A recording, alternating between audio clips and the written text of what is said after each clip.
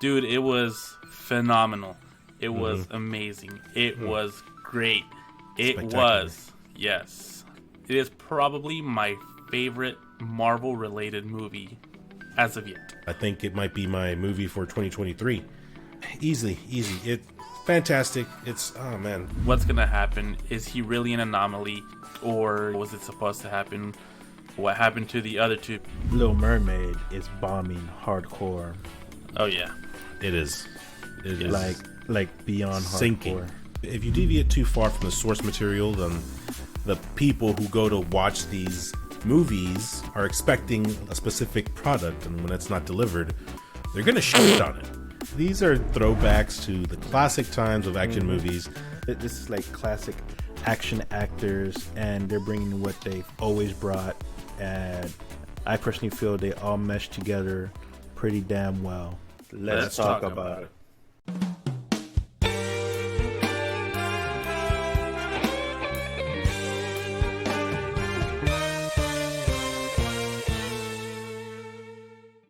Welcome to the SF Files. Here's your host, Bogus Bird, and joining me today, we've got the self-proclaimed star of the show and the human gas gasket, Mr. KO himself, Agent K. What's up? What's going on, guys? Guns is currently on the toilet right now. He'll be back. He'll join us later on today. We're going to talk some SpiderVerse, and he hasn't seen it yet. No spoilers. So he'll join us here momentarily. So let's go ahead. Let's jump right into it, dude. Oh, before we begin, I know what you're thinking. I look like Zangief's sexy twin brother with this haircut. Yeah, that's too much off the top here. Yeah. I know. I got you.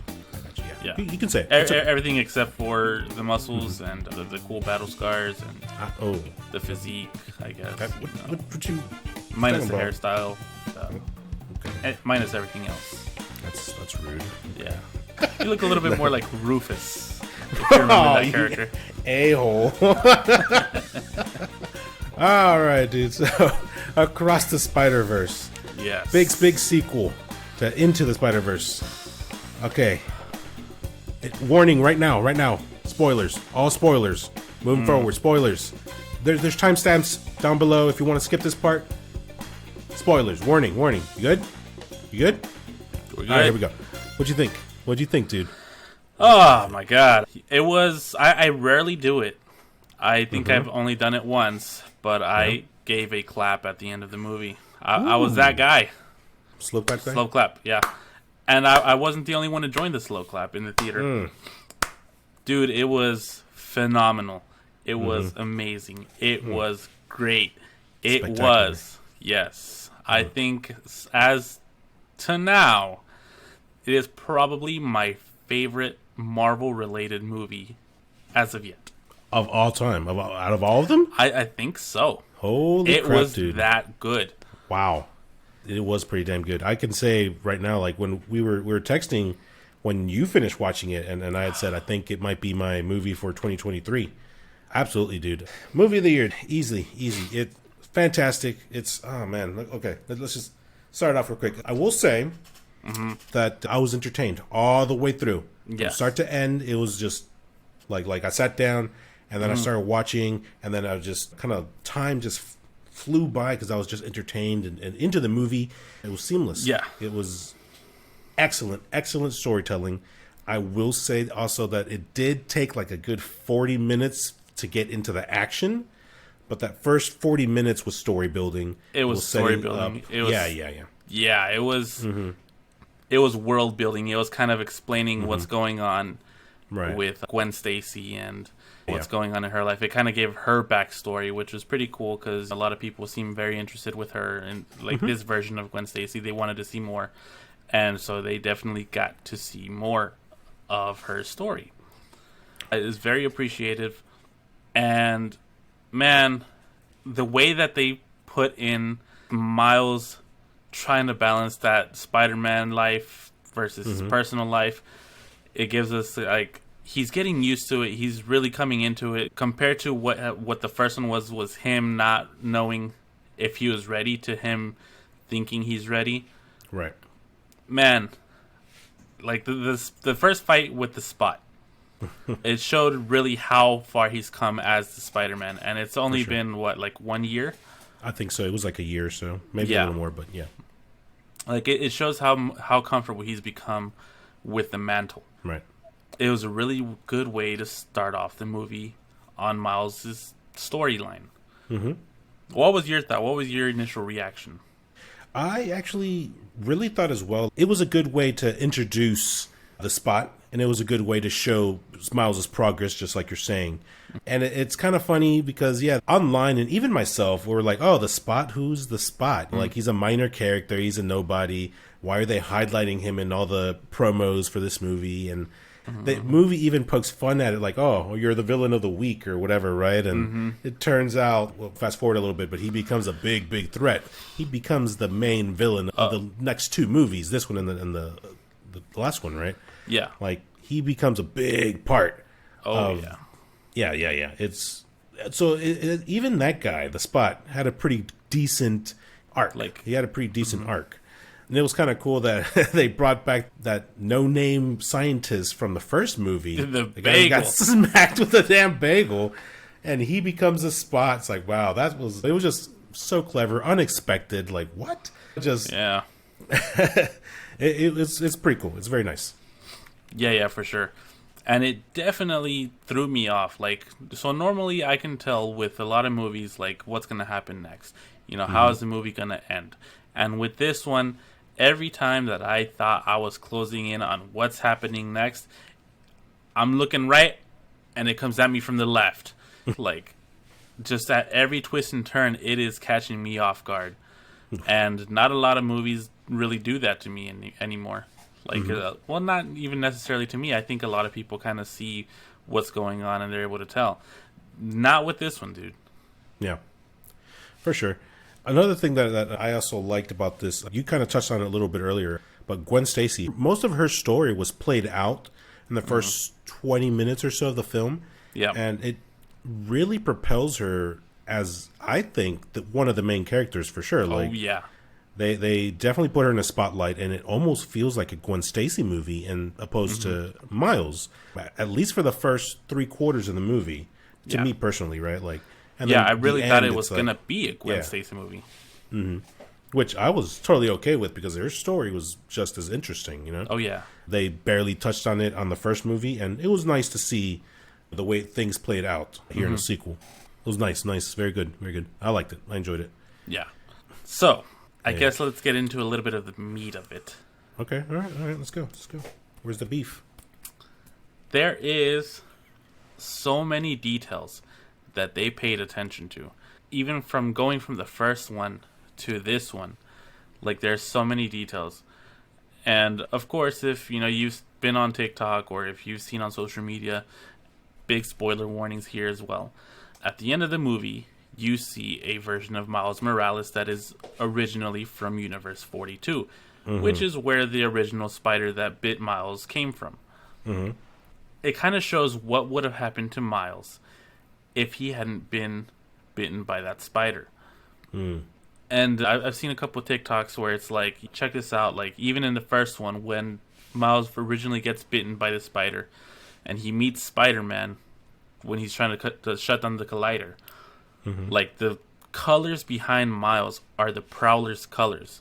So it kind of makes you think, like, would he have become the Prowler if he didn't get bitten by that spider? But when he met Spider-Man, those colors went from, like, the purple and all that to, like, the red and the blue. He starts becoming, like, oh, I'm supposed to be Spider-Man kind of thing.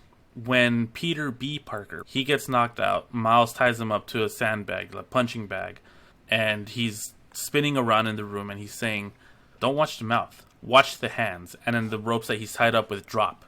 Right. At the end of the movie, Miles is tied up to a sandbag, exactly how Peter B. Parker was. He's making eye contact. Oh, look at the hands, not the mouth. And the hand is trying to cut through that chain. Is he going to get out? Is he, like, what's going to happen? Dude, this movie is set up so much, and it's gone back and, like, just they've covered so much detail. It's incredible how much they've covered. Yeah. Incredible. Yeah. It's just seamless. It's seamless between the first one and the second one, and I expect no less from the third one. It's just top tier writing. Dude, they planned it out. Yeah. They planned the hell out, and it shows. So damn good, dude. So, man. Juice. There's so many things going around right now, like so many theories of like what's gonna happen. Is he really an anomaly, or was it supposed to happen? What happened to the other two? Because to Tobey Maguire, Tom Holland, and Andrew Garfield, like what happened to their Spider-Man? Because they changed things in their timeline, and so now those are anomalies too. Are their universes being wiped out? Like, it raises so many questions, but at the same time, the introduction of the canon events, like, it's such an amazing idea. The What If series over on Disney, they kind of had something similar where there were certain events that have to happen and they cannot be changed. It's kind of like Doctor Strange. Yeah. Exactly. I think they kind of borrowed that concept and applied it to SpiderVerse. They're Marvel. They can pretty much run with the same ideas. I mean, same property, basically. Yeah. But, yeah, it's very clever the way they used it. And me and my wife, when we watched that movie, we kind of had that discussion on the way home about Miles. Because, like, he was told, right, by Miguel that he was never supposed to be bit. And the Spider-Man in his universe was never supposed to die. If that was the case, right, the little time watch or whatever that he has, that makes me wonder if Miles was never bit, right, then, what would happen to Miles? I kind of think nothing would have happened. He would have just lived life normally. And because Spider-Man would have just saved him and stopped the collider and everything would have been back to normal. Your everyday Spider-Man adventure. That kind of does show he's the anomaly. He's really not supposed to be there. Not even supposed to be here today. Certain events are supposed to happen. Right. Otherwise, that universe kind of implodes on itself, right? If he was never supposed to be bitten, why didn't his universe get affected in any other way? What do you mean? What do you mean? The Miles Morales that we know was not supposed to get bitten. Right. The Miles Morales from Earth 42 was supposed to be bitten. Yes. So if those events never happened, why were those not imploding, or why, like? Well, you're presuming that Miles was supposed to be bitten in Universe 42. We don't really know who was supposed to get bitten. We don't really know, but in the storytelling part where the Spot is kind of saying, "Oh yeah, I'm the scientist that brought the spider over to this universe." When he's saying that, there's an image of Miles Morales, the back of the head with the braids on, and the spider is next to him. He almost like he's about to be bit by the spider. So it is 100% an assumption, but it's there. It's a subtle hint that maybe this could have happened. Maybe. I don't know, man. I guess we'll never truly know. But regardless, so our Miles Morales did get bit. So let's take the other Miles Morales out of the question, right? All right. Ours was never supposed to get bit, but he did. He's an anomaly. That wasn't supposed to happen.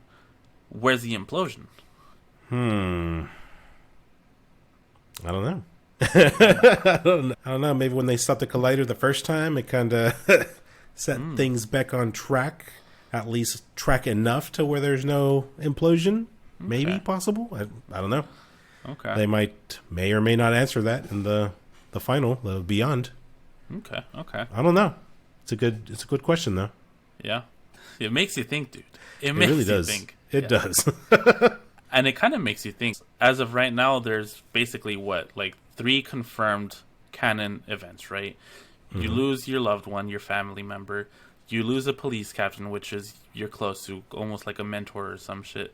And then you also lose somebody that you're close to. Or I don't know if that's supposed to be the same one as your loved one.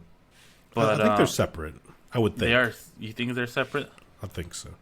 So Tom Holland has lost RDJ, Iron Man, his mentor. Right. He lost Aunt May, his loved one. And he also... Well, you know what? I don't think he's lost a police captain, has he?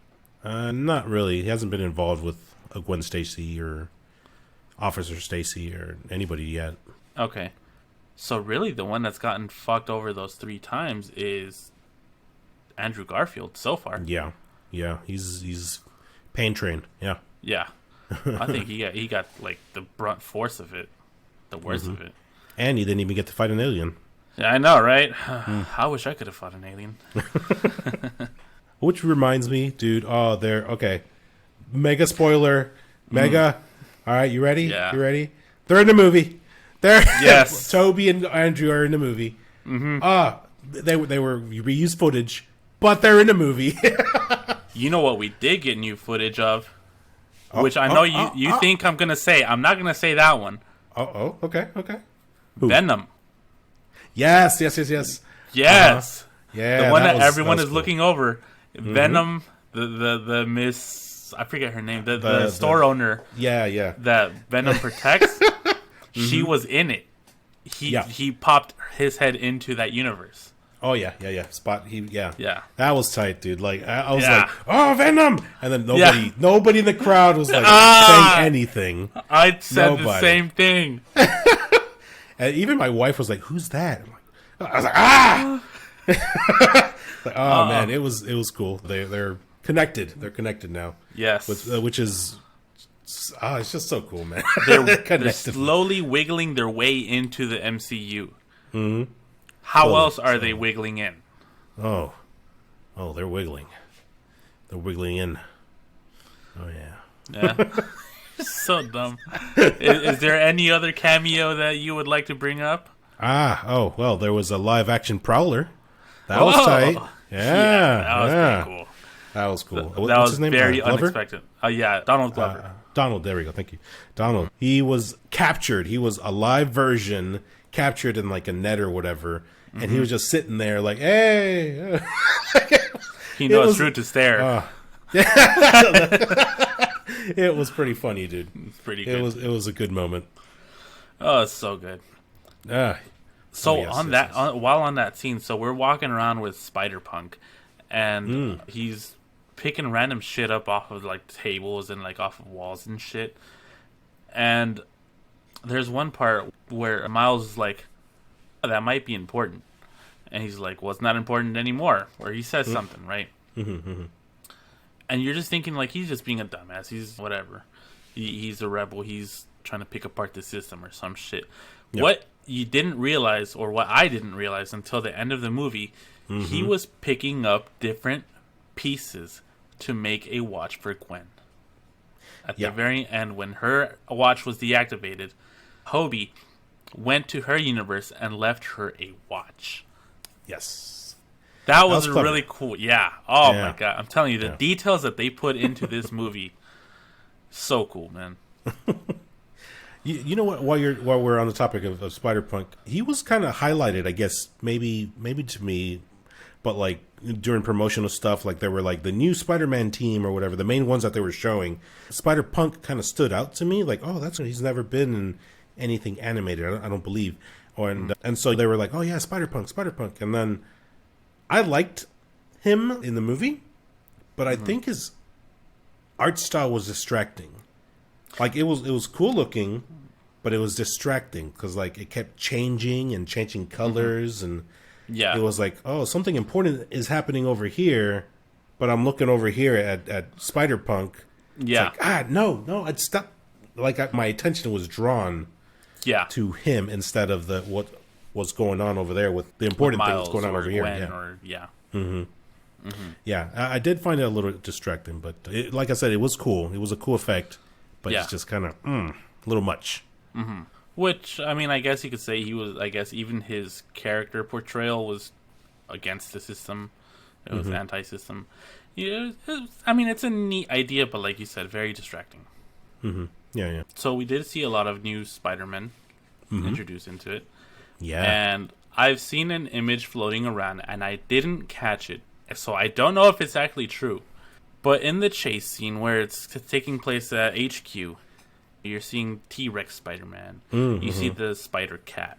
You see, what is it, the one that's Flash Thompson with the hoodie and all that. The jacket, Yeah. You see a bunch of them. And there's an image going around, and like I said, I don't know if it's legit, but you know when the ice cream truck would pass by the neighborhood back when we were kids, and you could get the superhero, you could get the Ninja Turtles, you could get the Spider-Man paleta, the ice cream. Yeah. That had the little gumball eyes. Supposedly, people have caught that Spider-Man was in the chase scene as well. Oh, really? Yes. And I don't know if it's real, but God, I hope it is. That's awesome. Can't wait for the Blu-ray to come out. Everyone's just going to check out every frame. Oh, my God. Little by little. Oh, dude, it's so cool. Well, one that we forgot to mention, the PlayStation Spider-Man. Oh, yeah. He makes an appearance. Yeah, he does. Oh, that was tight. That scene, scene where he's like pointing at the TV, is like with the beer in his hand or whatever. Yeah. I was doing that the entire time in that scene. I was like, oh, there's Cyborg Spider-Man, or there's a Spider-Man with the mutated 6 arms, and then the entire chase scene. I was like, oh man, did you catch Morbius by chance? I did not. You didn't? Okay, I saw him, dude. Like I can't recall exactly the scene, but it wasn't the chase. They were chatting. They were talking. I think Miguel was talking to Miles, explaining the part where he's not supposed to be Spider-Man. I think that's the bit, and he was kind of showing him the teleprompter or whatever. Yeah. And I swear, dude, I saw Morbius and his assistant, but like in animated form. Huh. And I was like, oh, Morbius. And my wife's like, huh? What? Huh? but yeah, man. Dude, they connect. I'm like 90% sure that it was Morbius. They're connecting him as well. Okay, so speaking of Morbius now, end credit scenes. Vulture is talking to Morbius, right? Right. And he's like, I don't know how I got in here. How did he get there? It couldn't have been Doctor Strange's spell because it just threw everyone back to their worlds. At the very beginning, Gwen Stacy, when she meets Miguel O'Hara, they're fighting who? The Vulture from a medieval time. Because of that collider effect. Yeah. And because it was opening ripples everywhere else, could it have been that our MCU Vulture got teleported to Morbius? I think that's what it was too, man. I read that somewhere online. I don't remember where, but I saw it. And it's like, oh, it makes perfect sense. It's they are killing. The writers are killing it. They're like, let's take all the ideas that Sony fucked up and let's fix everything. And, and that's what they're doing. They're just giving explanations to all these things that are happening in other movies in the Sony Marvel universe, and they're fixing things. It's fantastic. It's great. Dude, it's excellent. It's like the perfect movie to just tie up loose ends. Yep. Like, because now you can do just about anything, tie up loose ends, and now suddenly everything makes sense. You got a good story. Man, they've done a phenomenal job on this. I can't say that enough, man. I might have to agree with you. I think movie of the year. For sure, yeah. It's a treat. If you haven't seen it, go watch it. We're going to make Guns go watch it because, man, he needs to see this. He needs to see it. Oh, yeah. I'm certain I'm going to go see this again in theaters. I'm going to watch it, man, because... Yeah, I was telling my wife the same thing. This is one of the few I will go to the theater for a second time. Definitely. I had heard someone saying that, well, I mean, I guess anyone can really say it, though. It's potentially they can throw him into the MCU by the end of Beyond the Spider-Verse. Just because he's now going across the Spider-Verse. He's going into different worlds. He's going into... They're visiting different universes. What's beyond the Spider-Verse, basically? He can go into live action. That maybe. And the Spot has officially visited Venom's world, and we know that Venom is after Spider-Man from the MCU. At the end of Beyond the Spider-Verse, he could just pop up in front of Tom Holland and be like, oh shit, where am I? And then they face off against Venom, or... Ooh, so many possibilities. Yeah, so many possibilities. And of course, those are just fan theories, things that fans want, including myself. But they're not wrong. It could happen. Like, who knows what they're planning. So you've stated movie of the year. What do you rate it? 1 out of 10? Oh, dude. Okay. Oh, that's so difficult. Immediately, what came to my head was a 9 out of 10. Maybe 9.5. Okay. I'm torn between the two, just because the build was such a long build. It was a slow incline, but when it got there, it got there, and it's like a roller coaster. It's a slow way up, but once it hit the top, it's going. Yeah, I'm gonna stick with 9.25. 9.25. There you go.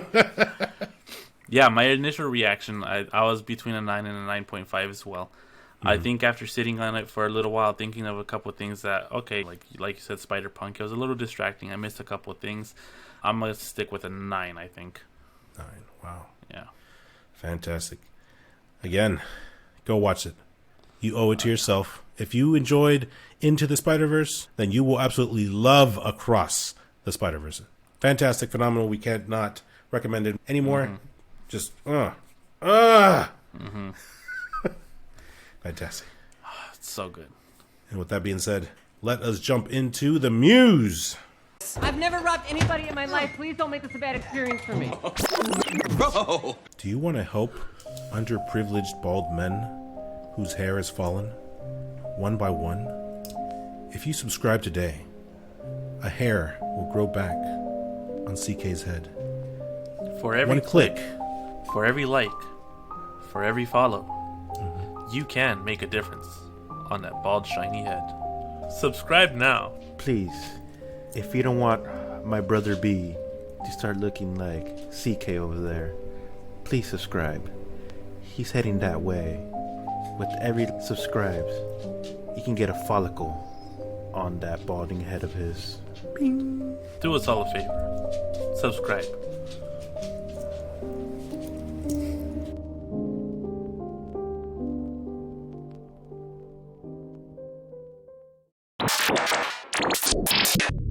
And we're back. We're almost done sucking that movie off. We're almost done. We're not done yet. Across Spider-Verse, we're not done. We're not done yet. No, we're going to continue. Just a half seat. Just going to talk to them later, but we're not done. We're not done. Joining us now, Guns has joined the conversation. He is ready. He did not want spoilers, and we gave him spoilers offline. We kind of yeah, we did. Yeah, a little bit. Just to let you fans know, I did no such sucking as these two did. They did all the sucking and gargling. Not yet. No. Yeah, he wants to. No. That's why I bowed myself out of this little section right there, just because no sucking will be done. But he was jealous. He wanted in. He was jealous. Yes. Yeah. You guys are dumb. All right. So continuing the Spider-Verse conversation. So Spider-Man Across the Spider-Verse swings to second biggest box office debut of 2023. And I think it is justified. What was first? I think is a Mario movie, right? Yeah, Mario movie. Quickly, within like the first weekend upon release, Across the Spider-Verse has netted, I think, what is it, like 204 million in like a 5-day debut. Damn. Yeah, so I mean, it is.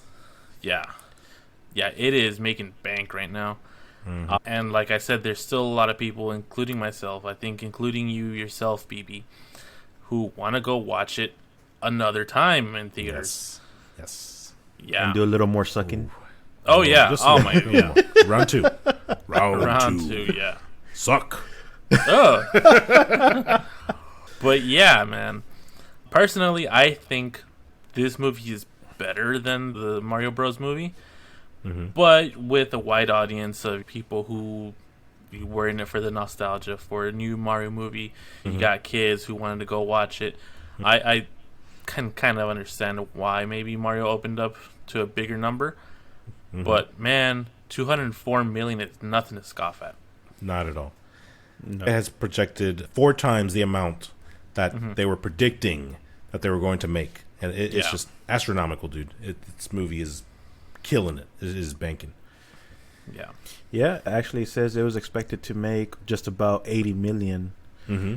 heading into the weekend, but I guess, like you said, they made 204 mil. Freaking amazing. Like they're making Leo-sized numbers over there, man. Yeah, they are. Leo. Yeah. All the way. Yeah, dude. Freaking amazing. Number 2, just like you said, Mario. I mean, there's nothing to scoff at as well. I got 3 kids, or 2. I took 2 kids to see the Mario movie. I've seen the movie like 6 times, dude. And it's only going to grow more with the Blu-rays out. I'm picking up the Blu-ray, and they're going to be watching the hell out of it. Oh yeah. Prefer Mario or Wally? Right now, I'm good with Mario. Dude, they not related. Destroyed Wally. They freaking sing the Peaches song all day. That's hilarious, dude. But yeah, dude. Mario, like you said, understandably, just big family movie. Made the numbers. It's entertainment. It was a great movie, but this Spider-Man kind of aimed at a little older group. For it to just slam the way that it did, just phenomenal, dude. It's just just can't stop, man. It's such a good movie. Yeah, for sure.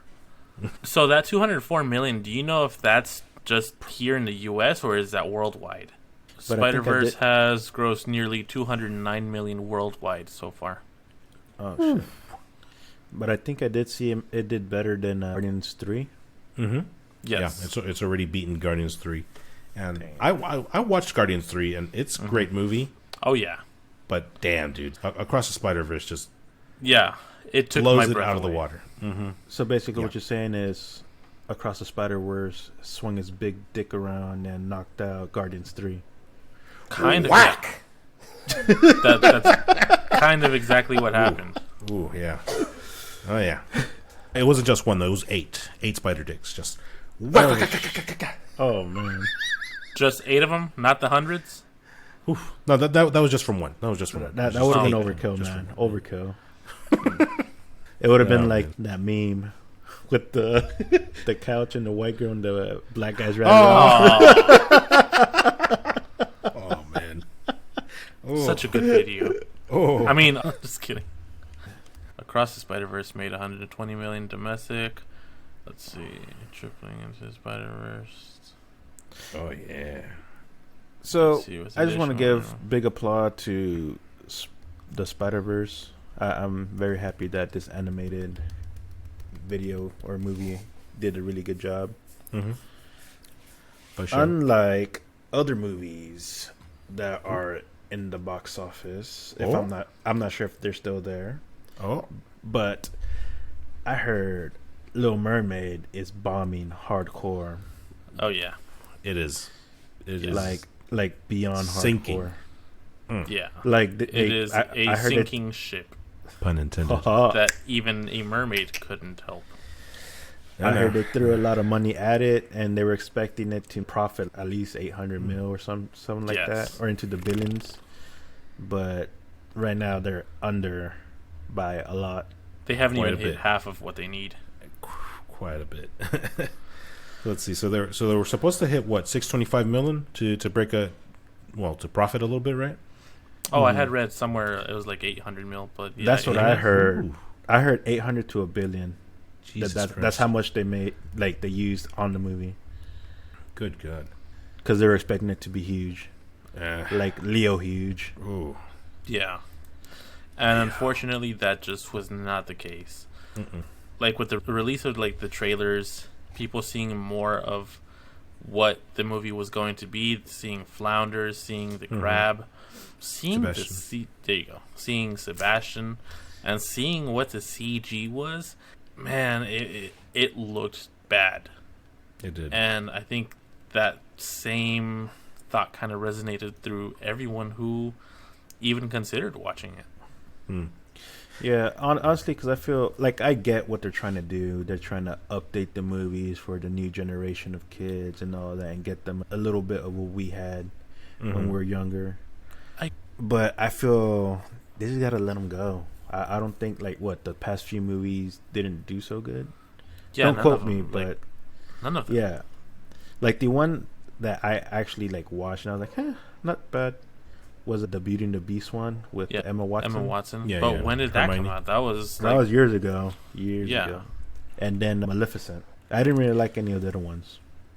You know what? I'll give some points to Aladdin. I actually like that one. It was fairly good, and it actually did pretty damn well in the box office as well.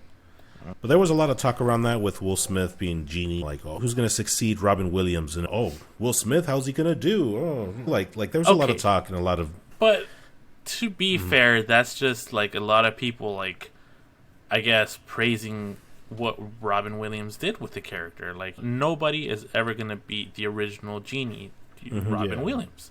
Right. And to put somebody on that, like, on a pedestal so high, nobody's ever going to be able to even match it. Like, it doesn't matter who it is. It's to people, to the fans, it's never going to be good enough. That's why I always try to keep an open mind, because I don't try to judge before I see it. I at least would like to see it one time before I give my honest opinion. Right. Because then again, you can have up and coming actors / actresses who are trying to, like Tom Holland. Just like we always say, he was a low, he was a nobody. Yeah, basically. And then Spider-Man came around, and then boom, baby. Oh yeah. Oh, he's king of the hill. I tell you what. But yeah, man, and even then, like you, I think you nailed it, dude. The high bar that Robin Williams set. Even so, like I think Will Smith actually did a pretty decent job. Yeah, he did all right. He did much better than I expected. I thought he was gonna bomb, but no, he did pretty well. Yeah, I don't think I got to finish the movie, but I mean, like that's with a lot of movies nowadays. Like sometimes they kind of lose my interest like halfway through, and it's not because of like the actors or anything of the sort. It's just sometimes it's like I just lose interest. But with all of these recent Disney movies that they're making live action, I feel like when you put that name to the live action, you have to do it justice. You can't just go in and change everything and expect everybody to be okay with it. People are going to watch this for the nostalgia. They're going to watch it because it's something that they know and they love. You can't just go in and like say, oh, well, now the Little Mermaid is going to be, instead of making her lose her voice, she's going to be blind, and that's just what it's going to be. Like, you can't change up the story. It's an established story.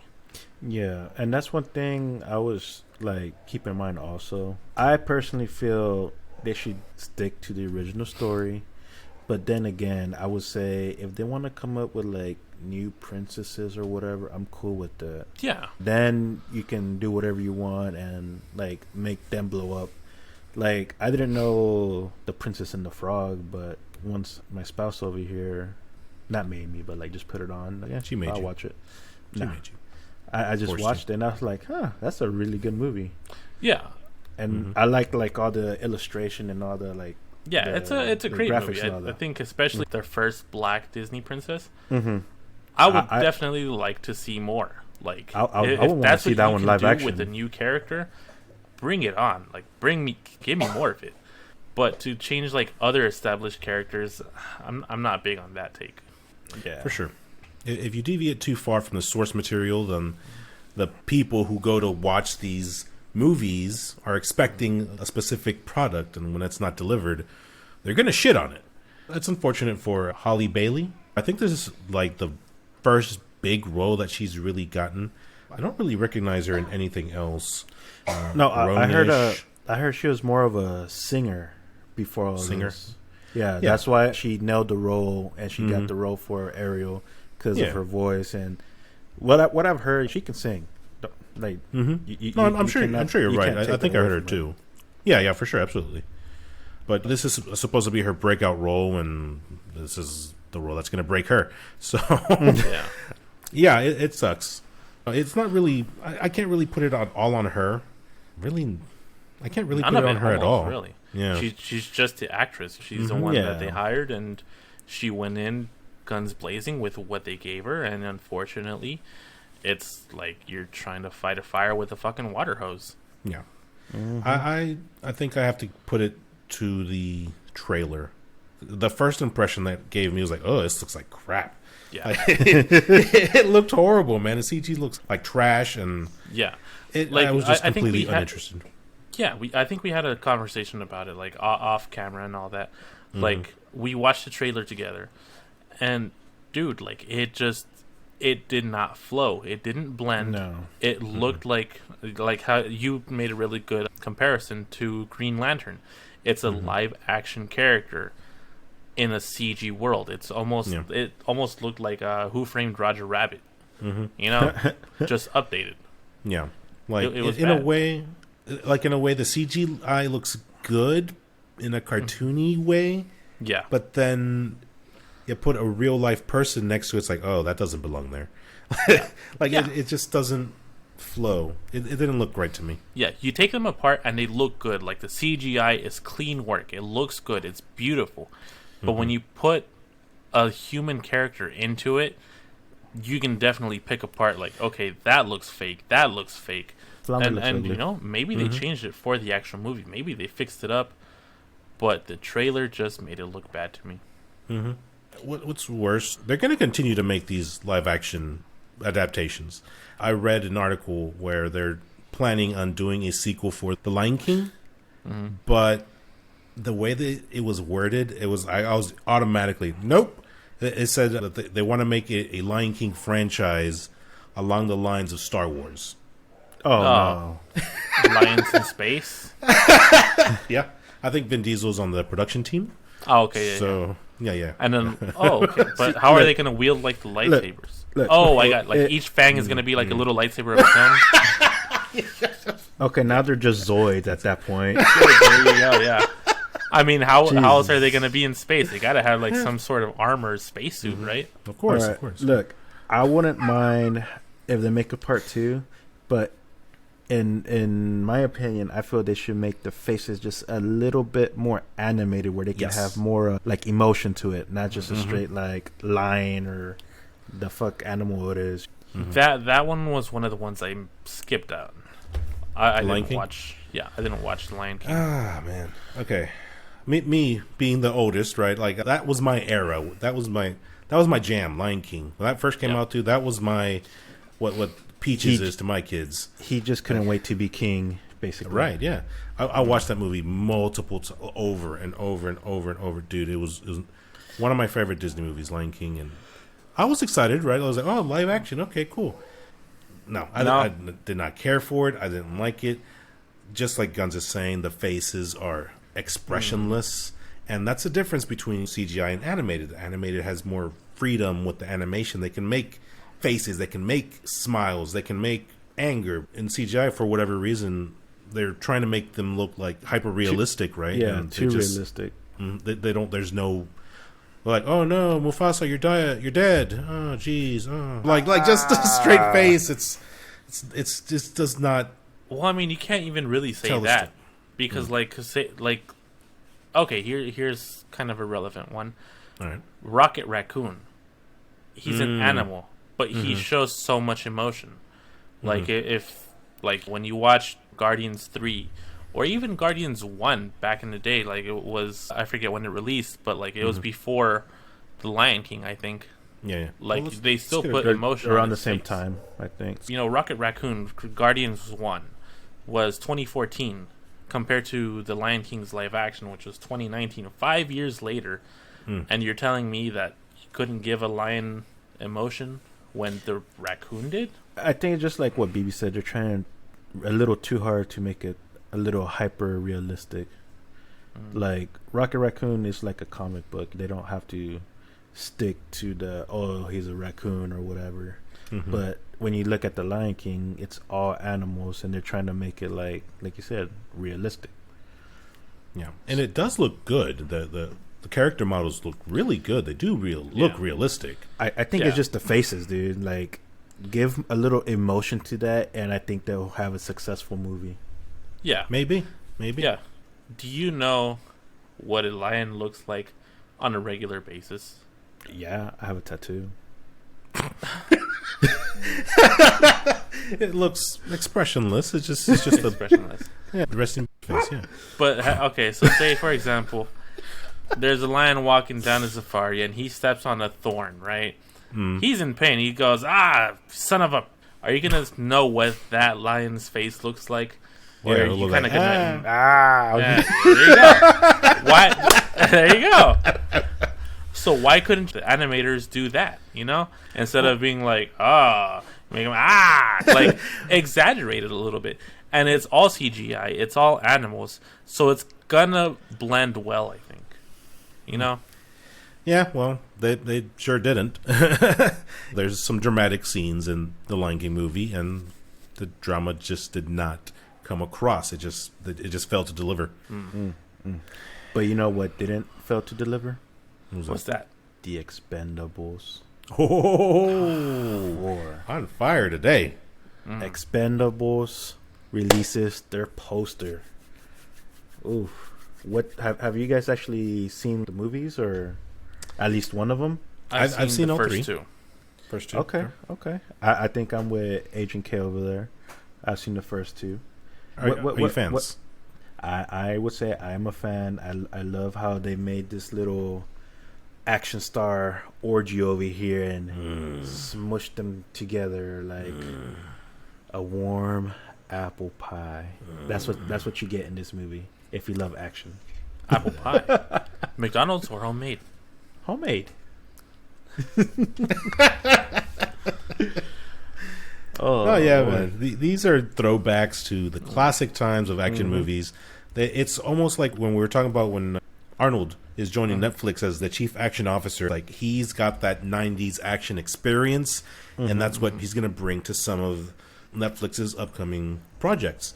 And Expendables is kind of exactly that. Just old school stuff made in the modern world, and I think they pull it off really well. Excellent. Yeah. I feel there hasn't been an action movie that really caught my attention like this in a long, long time. I feel like they've gone downhill, or they're trying too much to make it an action movie. But this is like classic action actors, and they're bringing what they've always brought. And I personally feel they all mesh together pretty damn well. Mm-hmm. Yeah. Like you got Stallone, you got Arnold, you got Terry Crews, you got Jason Statham, and so on and so forth. But in this part 4, I believe there were some name drops, Brother B. There have been, yeah. They released a new poster, and in that poster, there's a couple surprise names that I was not expecting in the slightest. Yeah. So they dropped Megan Fox. Oh yeah. They got 50 Cent. 50 Cent. Eddie Hall. And clearly, Tony Jaa heard our podcast. So yes. I feel he was like, oh no. I gotta pick it up. These guys are calling me out. So now he freaking auditioned for the role, and clearly he made it. Yep. Made the poster. You're welcome, Tony. So dumb. Yeah, that's awesome, dude. That's the name that caught my attention too. Like, Tony Jaa. As soon as I saw him since The Protector, freaking 20 years ago. Like, I don't know what happened to him. He just kind of fell off the He's market. made a few movies. I think. What was his latest one? I think the last ones that I saw were the Ong Bak movies. Yeah, Ong Bak. Those are the ones I saw last. Well, those were. But that was like the same era.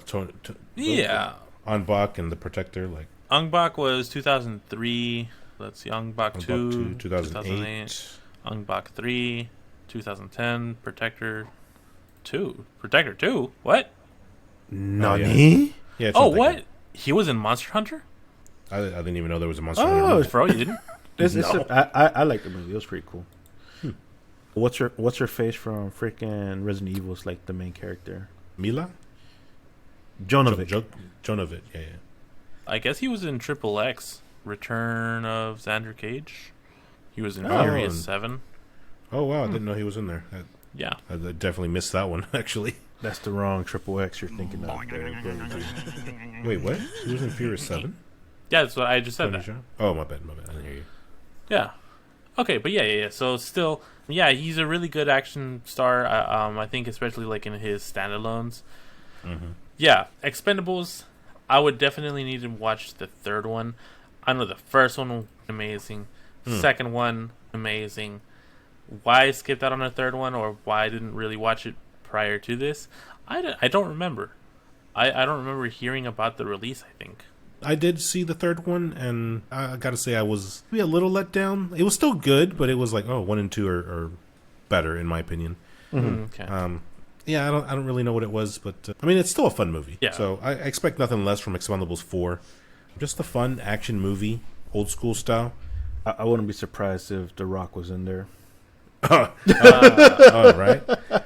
You know what? At this point, he probably belongs in there. If I'm being honest, I think big it's still buff guy too soon who for moves him. quick.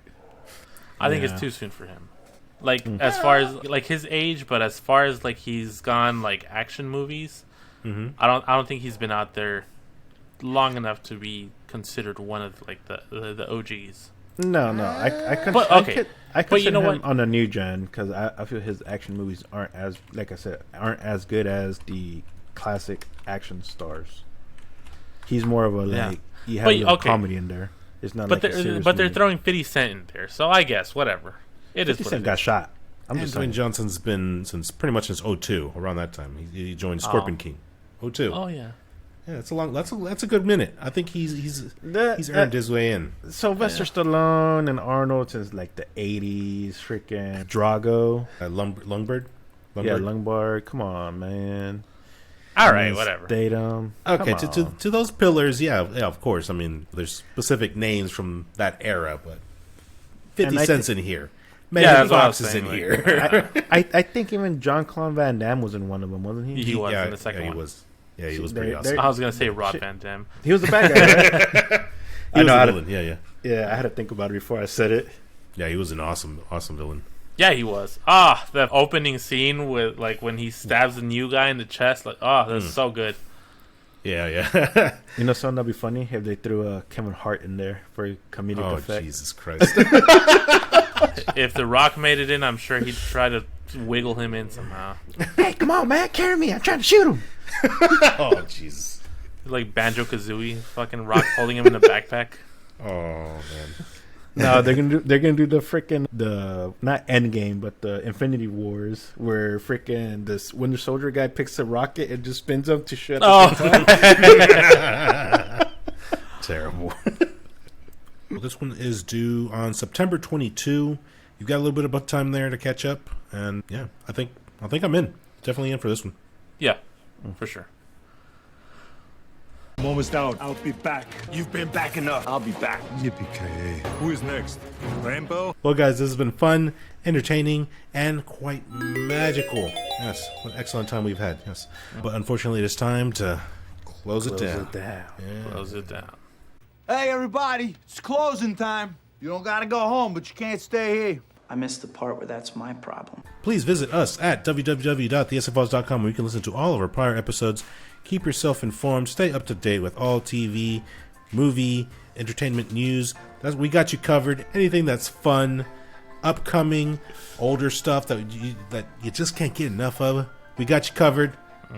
We got the movie news. That's what we got. That's what we got right there. And if you want to follow us on social media, you can check us out on Facebook, Instagram, Twitter, TikTok, and YouTube. And for those of you who are on the go, Guns, where can they check us out? Good thing you asked me there, Brother K. You can find us on Spotify, Amazon Music, Apple Podcasts, Google Podcasts, iHeartRadio, Amazon Music, Stitcher, and sweet, ever so sweet Pandora. And never said nothing bad about Pandora. Nothing ever. Never. In fact, I always say I would like to be in Pandora's box. If you want to email the show, you got comments, questions, suggestions, you can email me at bogusbird@thesfos.com. And you can email me at guns@thesfiles.com. And you can send me your fan mail at agentcuckle@thesfiles.com. Thank you for watching. Thank you for listening. This is Bogus Bird signing out. This is Gun signing out. This is Cuckle saying, see you later. Catch you on the next one. Peace. Deuces. Well, gentlemen, this has been fun, entertaining. A little entertaining. What are you taping? Entertaining. Oh my god, I did Again? Anything that's fun, entertaining. Entertaining. Jesus Christ. Blooper. Oh, you eat. And if you like that, visit us on Patreon at the SFLs. And you can catch more bloopers. We're always messing up. We're screwing up. Someone's saying something they're not supposed to. Someone's doing something they're not supposed to. Guns. Yeah. Bogus bird. Come check us out. Patreon. We would definitely appreciate you. We would definitely be helping out and supporting the show. And that would be awesome.